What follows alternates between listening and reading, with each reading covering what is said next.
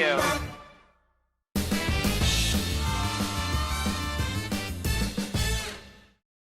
Hello, internet viewers. I'm the fairly OddGamer. When it comes to well-known superheroes, there are a lot of them. While I've already covered some of them like Batman and Spider-Man, there is one superhero that I haven't even talked about on this channel yet. With that said, let's talk about Superman. Almost everyone is familiar with the Man of Steel that is Superman. The legendary DC Comics hero was the brainchild of writer Jerry Siegel and artist Joe Shuster.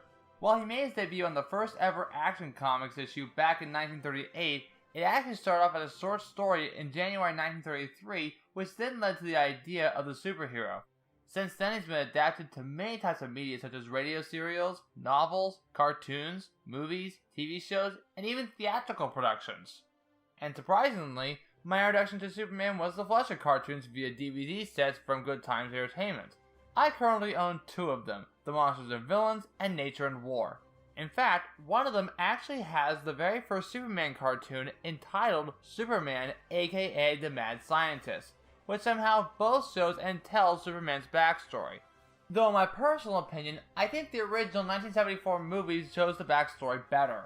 Anyway, a man named Clark Kent, a reporter for the Daily Planet, senses a sign of danger in which he changes into Superman as he defeats bad guys and saves his damsel in distress, news writer Lois Lane, as well as the day.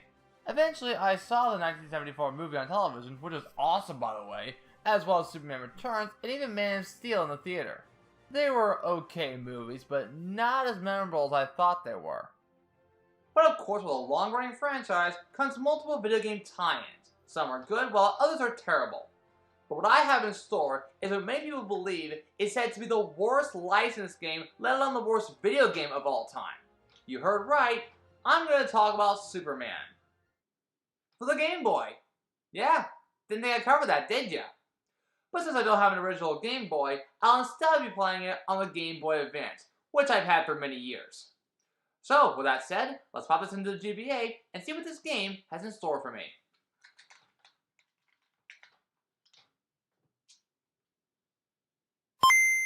We see that the game was made by Titus, a company that was known for games such as Virtual Chess and Prehistoric Man, prehistoric spelled with a K.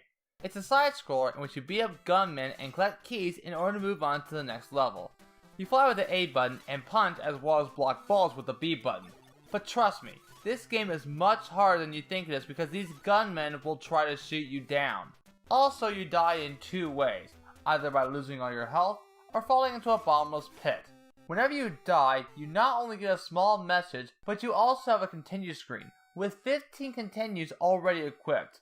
While the graphics are pretty standard for a Game Boy game, the music is actually pretty good. At least I can hear a bit of the John Williams theme in the music. I think it's an okay game overall, so I give it a pass. But obviously this is not the game you want me to review. Oh no! You want me to suffer at a game that's far worse than you could ever imagine. And if you think I'm talking about that Superman NES game made by Kemco, eventually. But another game that's equally as worse is said to be one of the worst licensed games of all time, let alone the worst video game of all time. That's right, I'm of course talking about Superman the New Superman Adventures, or as what everybody calls it, Superman 64. But is it really deserving that title? Let's pop this into the N64 and find out. No, gamer! Don't do it! Shadow Flare? What are you doing here? There's no reason to play Superman 64. This game will erase your mind! If I can handle a game as bad as Batman Ark Tomorrow, then I'm pretty sure I can handle this game. It gets so much worse, man. This is as low as DC's games can possibly go. Even as bad as Aquaman Battle for Atlantis? Oh yeah, I forgot about that one. But still, this is pretty bad. Don't do it, man. I'm sorry, Shadow, but for my fans and the employees at CM Games at Foothills Mall, I have to suffer. First off, in order to save your game, you have to own a controller pack. Personally, I don't understand why, because you can save other N64 games without a controller pack at all. Anyway, after that, we can finally start the game. Similar to its Game Boy counterpart, this game was also made by Titus. Even the music sounds pretty stock. Oh, and before I forget, this is actually a tie-in game to the Superman animated series from 1996. It was made by the same people behind the Batman animated series, which I'm not only familiar with, but I only remember one episode from the show. You killed Captain Clown! Yeah, that one. While I am aware of the existence of Superman the Animated Series, I've never seen any episode of this show. However, I'm sure some of you out there have seen this show. If you have, then let me know what you think of it in the comments below. Anyway, back to the game. We see that Lex Luthor has trapped Lois Lane as well as two other characters I'm not familiar with in a virtual world, and it's up to Superman to save them. The game starts off with Luthor telling Superman to solve his maze in order to save his friends. I don't know if he means either flying through rings or figuring out how the controls work. Unless you have a manual, which I don't have, the only way to figure out how the controls work is by pausing the game and choosing the story and controls option. Okay, so the two other characters are Jimmy Olsen and Professor Hamilton. Guess I need to watch this show so I can find out more about these guys. In regards to the game's control, you take off or land with the Z button, accelerate with the B button, and move with the control stick. Or so I'm told. Even when I'm slightly tilting the analog stick, I still can't move Superman with accurate precision. And did I mention that this game has inverse vertical controls? Because this game has inverse vertical controls. But yeah, Superman has to fly through rings with neither enemies to fight nor obstacles to avoid while under a time limit. And now you know why this game slightly inspired the video game tie-in of Finding Nemo, primarily the infamous training with guild level. Oh, and make sure you don't miss any rings while you're at it. If you somehow miss a certain amount of rings, then the game is over and you have to start that section all over again.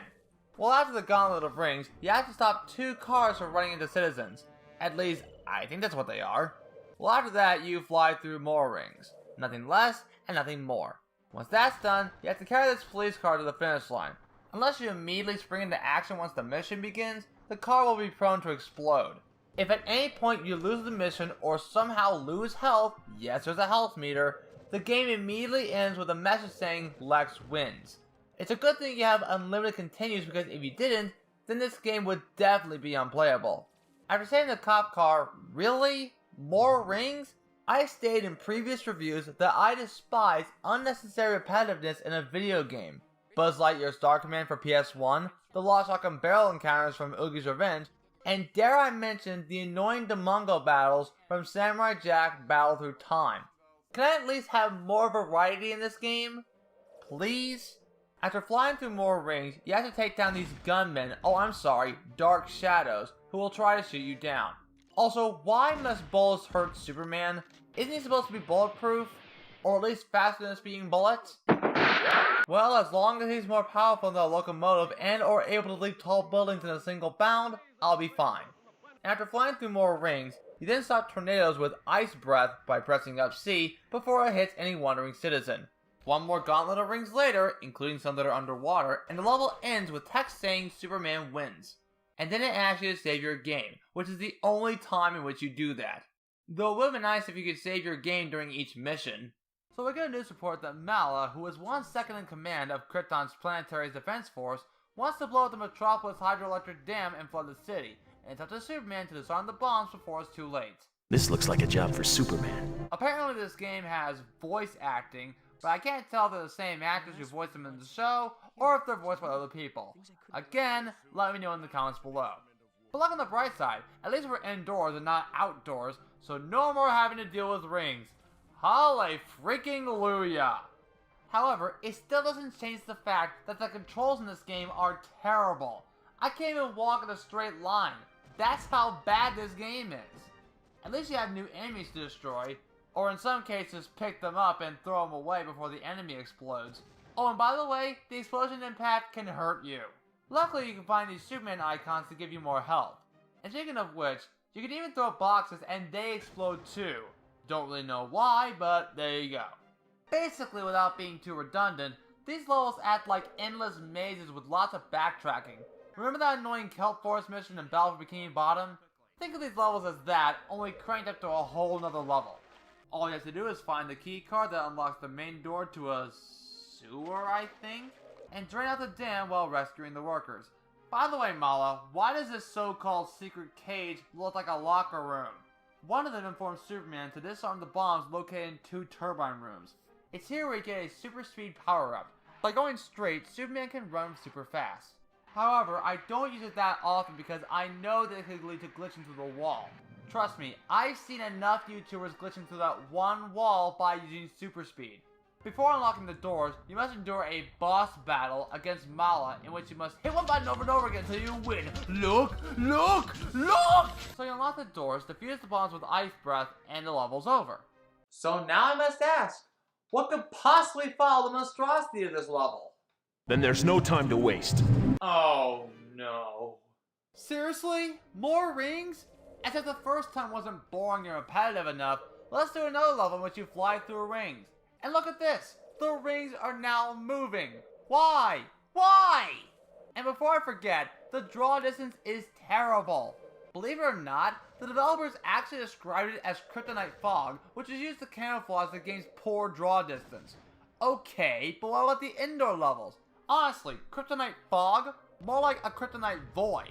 Had the Phantom Zone been around in the animated series, this may be it. And it's the same thing as the last time. Fly through rings, heroic mission. Fly through rings, heroic mission. Fly through rings, heroic mission. Fly through rings, heroic mission. Fly through rings, level ends. At LexCorp, we see that only Lex Luthor knows where Superman's friends are as he searches for clues that lead to the locations of Lois, Jimmy, and Hamilton. It's here where you're introduced to heat vision. It's sort of like ice breath, only that it's lasers coming out of Superman's eyes. It's also a level that introduces this kryptonite meter, which gradually depletes your health the longer you're in a certain area. Like the dam level, it's an endless maze with backtracking to boot. Not only do you have to memorize what consoles to turn on in a given order, but you also have to solve a puzzle in which you spell the name Luthor. Eventually you make it to Lex Luthor's office where you find Brainiac, a robot-sized computer-like villain who is known for shrinking and stealing Kandor, the capital city of Krypton. Find him the same way as Mala and he walks through him. He's a ghost! To his flying chair as he crashes through a window. By the way, does he ever ride his chair at all in the show? Wait, he does? Huh. Well, when does he use it? I apologize for any discomfort, but it was important that I accurately gauge your powers. Okay then. I guess I'll give this game credit. It actually does call like a moment from the show. And that's not saying much because the overall boss fight felt pretty lame to me. After finding out where Superman's friends are via notes, Superman flies out of Luthor's office. You're gonna pay for that!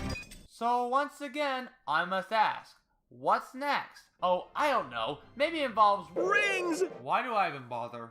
It's literally the same thing. You know what? I'm not even gonna try. Next level. At a warehouse, you have to save Lois Lane from Metallo, a robotic villain with the brain of criminal John Corbin and the heart of a kryptonite. It's pretty much the same shtick. Defeat bad guys as well as robots first shown here, puzzles to solve, and a new gameplay mechanic, an escort mission in which you escort Lois to the exit without getting attacked by enemies. But if you end up getting too far, then she will end up getting attacked, and you have to save her. After another lame boss fight, what else? Hey, look at all these rings! This is beyond stupid. Look, I'm trying to do this review with a calm demeanor here, but the more I play this game, the more boring it gets. You know what's strange about it? This game was going to be released with a PS1, but ultimately never got released. But after watching footage of it, I can safely say that this is better than what we've got. Heck, even the beta version of Superman 64 is better than this version. Even though you're given different objectives, at least you don't have to fly through any rings. Had the developers decided to get rid of the rings and have the arrow point to where it's supposed to be, then it would have been a better game. But no, these rings were made to challenge you. Oh, they're challenging alright. A challenge to not lose your sanity when playing this game. Anyway, next. In the Daily Planet parking garage, Jimmy Olsen, the Daily Planet photographer, is held captive by parademon robots created by Darkseid. Or is it Darkseid? How is his name pronounced in the show? You may call me Darkseid. Alright then, Darkseid it is. Apparently he once ruled a planet called Apocalypse, not to be confused with the other Apocalypse. Jimmy is now rescued, but Darkseid planted a bomb so he can blow up the building. After defusing the bomb by, of course, freezing it, you fight Darkseid the same way as the others. And the level's over, right? I wish, but no. You also have to carry Darkseid and backtrack your way to the beginning of the stage where the cop car is. And then the level ends. I love rings! And I compel these stages from ever existing. But moving on. While Professor Hamilton escaped and hid from the evil clutches of the parasite, formerly a janitor named Rudy Jones, who had transformed into an energy-draining creature, the parasite tries to trap the professor by raising the water level in the tunnels. While it's cool fighting off tanks and crab people, there's just one little problem. I can't even progress through the level. How is that even possible? But just to summarize, you lure and trap the parasite in a force field and free the professor by turning off his force field prison. And let me guess, more rings? It's like they're made for me. Oh, they certainly are. Superman somehow ends up in a subway station where, of course, you do the same thing the last few times. Seriously, there's no essence of variety in this game, and that's the one thing I absolutely dislike in a video game. It's fine having it 1 or 2 times, but by the 3rd or 4th time, you can easily get bored by it. Worthless repetition makes me a bored man. You find a random guy who thanks you for saving him, I guess. And then Superman exits the subway by flying out of an exploded hole. What more can you ask for? Well, except for, hold on. In order to fully beat the game, I have to play the game on hard mode? Why didn't the game tell me that before?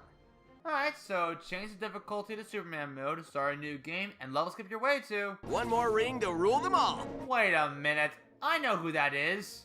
Oh, hey, gamer. What's going on? Oh, I know what's going on.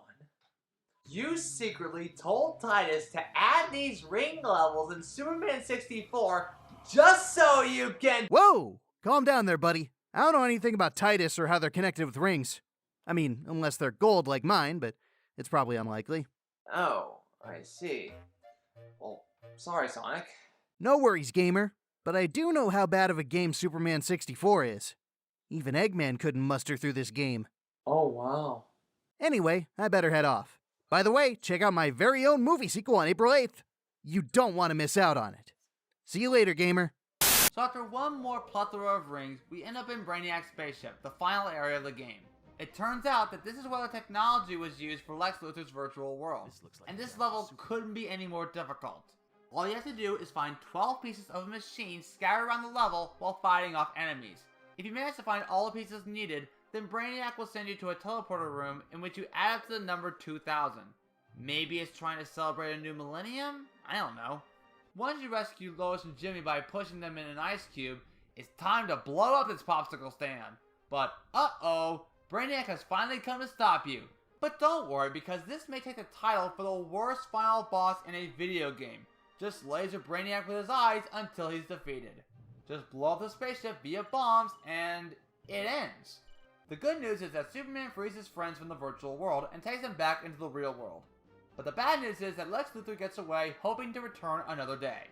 And thankfully, that concludes the story mode for this game. But there's still one more thing that's yet to be talked about, and that is the multiplayer. Hey dude, did you say multiplayer? I sure did, Hux. Care to join? Well, that depends. What game are you playing? Superman 64. Nope, not gonna do it. Wait, but why? Gamer, I know from experience how bad this game is. It's already been talked about to death by numerous reviewers. And besides, hardly anyone has ever talked about multiplayer. That's because they don't even know it exists. Come on, Hux. Just this one time. Okay, fine. I'll join you for this one. Alright, let's get this over with. Yep, you heard right. This game, for some bizarre reason, has multiplayer, which is strange because hardly anyone knows about it. And after playing through multiplayer, I can understand why. First off, you choose one of 3 stages from story mode: the town of Metropolis, Brainiac's spaceship, and a subway station. After that, you can choose one of 5 different characters such as Dark Shadows, Darkseid, Brainiac, Metallo, and Mercy Graves, who happens to be Luthor's bodyguard and chauffeur. And like single player mode, it's still pretty boring. Multiplayer fight mode is pretty much self-explanatory. Just gun down your opponent with a blaster or other items you can find scattered around the level, like missiles, a shield, and a mine, among others. The battle ends when a player goes down to 0 health.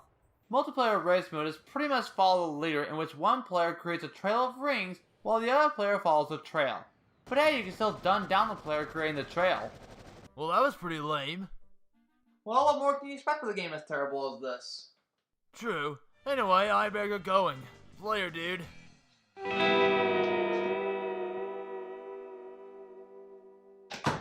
So what was I saying before I was interrupted? Oh yeah, this game blows. Even if I had at least one positive thing to say about this game, it still wouldn't change the fact that this game is terrible. Graphic-wise, they're horrendous. I think this may be the lowest quality I've ever seen in regards to its celluloid graphics. Plus the draw distance makes it even worse. And sometimes the game can even lag even when it looks like you're slowing down. And what can I say about the gameplay? It's horrendous. Slippery precision, terrible combat, and seriously, needless repetition? This is literally the one thing I despise in any video game, especially when you have to fly through gosh darn forsaken rings. Everything about this game is just bland, and that's coming from someone who hasn't even seen this show. Bland graphics, awful gameplay, and endless repetition results in one terribly executed game. Overall, Super Nintendo 64 is awful, and I want you to stay as far away from this game as possible. It has everything that I despise in a video game, and it can easily get you bored. This is without a doubt the worst licensed game I've ever played, and comparing that to Batman Art Tomorrow, it's a masterpiece compared to this game. However, there are good Superman games out there, but that's for another time. And just recently, I had 800 subscribers on this channel. That means I'm only 200 away from reaching that 1K sub milestone. Until then, I'm the Fairly Odd Gamer, and I wish you all good luck the rest of your day or night, wherever you are. Take care, everyone. How's it going, dudes? Huxgamr here. Be sure to subscribe and hit that bell icon if you want to get notified for upcoming videos. Well said, Hux. Also, be sure to follow me on Facebook, Twitter, and Instagram, and some of my character buddies on TikTok. And if you'd like, you can have one of my character buddies do a short video for you via video commission. Links to all of those in the description below. And so, without further ado, I wish that one of my character buddies finish out the video. Hey there, folks! It's me, Sonic. Sonic the Hedgehog. If you liked what you saw and want to help support the channel, then be sure to check out the Fairly Odd Gamer on Patreon. As a supporter, you can chat with everyone who helped out, as well as other fans, have your name in the credits, and even watch some bonus content such as sneak peeks and even early showings of upcoming game reviews. With that said, it's my honor to present this month's shout out to Flash Figure. Thanks a bunch for watching this video, as well as supporting the channel.